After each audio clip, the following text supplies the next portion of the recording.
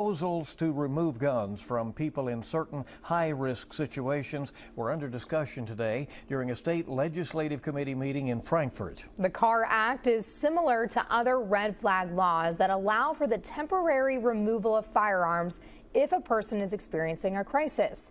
And Phil Pendleton was there for us tonight. He has our top story at 6.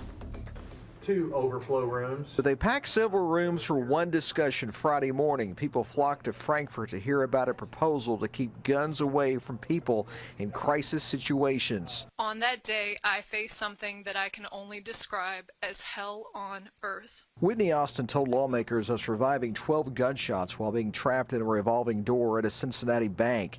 She supports the CAR Act, which backers say protects the Second Amendment while temporarily transferring guns away from those determined to be at risk. So in researching mass shooters over the last 3 decades, we know that about 80% of the time they signal their intentions.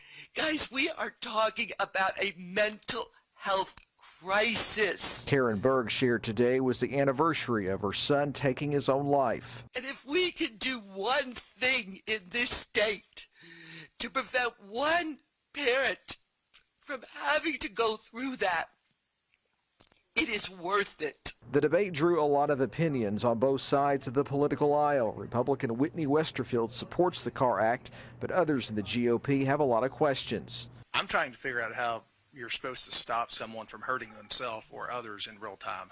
To me, our common ground is the Constitution.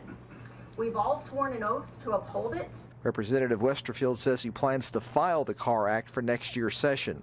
In Frankfort, Phil Pendleton, WKYT. Land supporters say they realize there is still a lot of opposition to the bill, but they say 18 other states, including some red states, have similar laws. In today's WKYT live poll, we're asking, should the state remove guns from people deemed in crisis? And right now, about 69% of you say yes and 31% saying no. You do still have time to vote right now in the WKYT News app or on WKYT.com.